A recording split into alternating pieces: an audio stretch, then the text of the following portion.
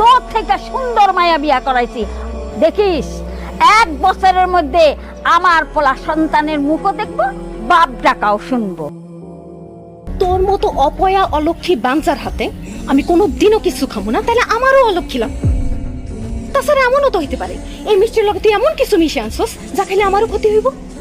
তোর তো বাচ্চা হয় না, তুই তো একটা বন্ধা, তাই তুই চাস আমারও যাতে বাচ্চা না হয়। এই মিষ্টির মধ্যে ঝামেলা আছে, এই জন্য তুই আমার মিষ্টি খাওয়াইতে নিয়ে আসছিস। ভবিষ্যতে এমন কিছু করবি তাহলে তোর খবর আছে। আমি এমনই এক হতভাগী নারী যে নিজের স্বামীর বাসর ঘর নিজের হাতে সাজাইছি। তুই বাসর ঘর সাজাইছিস, খুব ভালো কথা, কিন্তু তোর কি আক্কেল জ্ঞান বুদ্ধি বলতে কোনো কিছু নাই? আমরা দুইটা মানুষ এখানে বাসর করতেছি, তুই হুট করে এখানে ঢুকে পড়লি কেন? এখান থেকে যা কইতাছি একদম ডিস্টার্ব করবি না।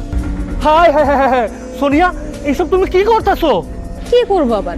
রান্না বান্না করার প্রস্তুতি নিতেছি। এই যে এখানে যা কিছু দেখতেছো সকাল থেকে সবকিছু আমি একাই করছি। একজন তো শুধু মরিচ নিয়েই পড়ে আছে। কি তুমি রান্না বান্না করার প্রস্তুতি নিতেছো? খবরদার কইতাছি সোনিয়া, এখন থেকে তুমি কোনো কাজ কামই করবা না। কি কও? আমি কাজ করবো না কেন? তুমি যদি কাজ কাম করো তাহলে তো তোমার শরীরের শক্তি ক্ষয় হইব, তোমার পরিশ্রম হইব, কষ্ট হইব। 2 দিন পর তুমি আমার সন্তানের মা হইবা, এখন তোমার এত কষ্ট করার দরকার নাই। শোনো বড় বৌমা, এই বাড়িতে রান্না বান্নার থেকে যত রকমের কাজ আছে সব তুমি একলা করবা। আর ছোট বৌমা, তুমি খালি খাইবা দাইবা আর ঘুমাইবা, আর যত তাড়াতাড়ি পারো আমার একটা সুস্থ সবল নাতি নাতনির মুখ দেখানোর সুযোগ করে দাও। তোর গলার চেইনটা আর হাতের বালাটা খুলে আমার দে। কেন? এইগুলো দিয়ে তুমি কি করবা? আমি কিছু করুম না, কিন্তু সোনিয়ার তোর গলার চেইনটা আর বালাটা খুব পছন্দ হয়েছে, আর এগুলো নাকি ওর লাগবো। এগুলোর লাগে ওর মনটা খারাপ। এগুলো পাইলে ওর মন ভালো থাকবে, আর ওর মন ভালো থাকলে ও আমার একটা সুস্থ সবল বাচ্চা উপহার দিতে পারবে।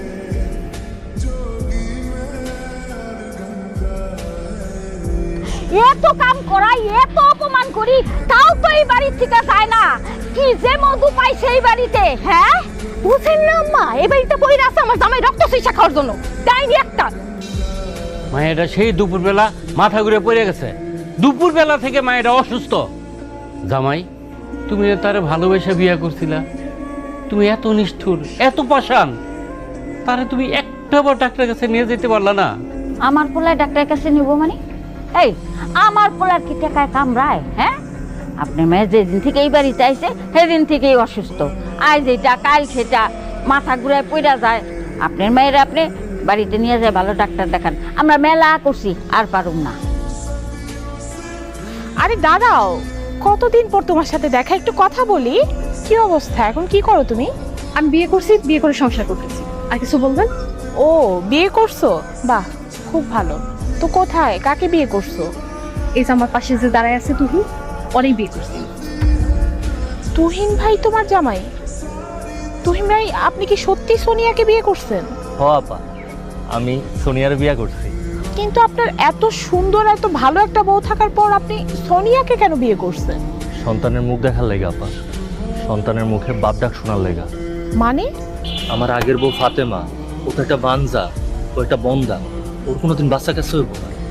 এই কারণে আপা আমি সন্তানের আশায় সোনিয়ার বিয়ে করছি। তার মানে আপনি সন্তানের লোভে আপনার ঘরে একটা স্ত্রী থাকতে আপনি সোনিয়াকে বিয়ে করছেন যাতে আপনার ঘরে সন্তান আসে? কিন্তু তুহিন ভাই, আপনি তো কখনোই সন্তানের মুখ দেখবেন না। কি কইতাছেন আপা আপনি এসব? আমি কেন কোনোদিন সন্তানের মুখ দেখতে পারবো না? কারণ আপনি সন্তানের আশায় যাকে বিয়ে করছেন, সোনিয়া, সে বন্ধা, তার কোনোদিন বাচ্চা কাচ্চা হবে না। এইসব আপনি কি কইতাছেন আপা?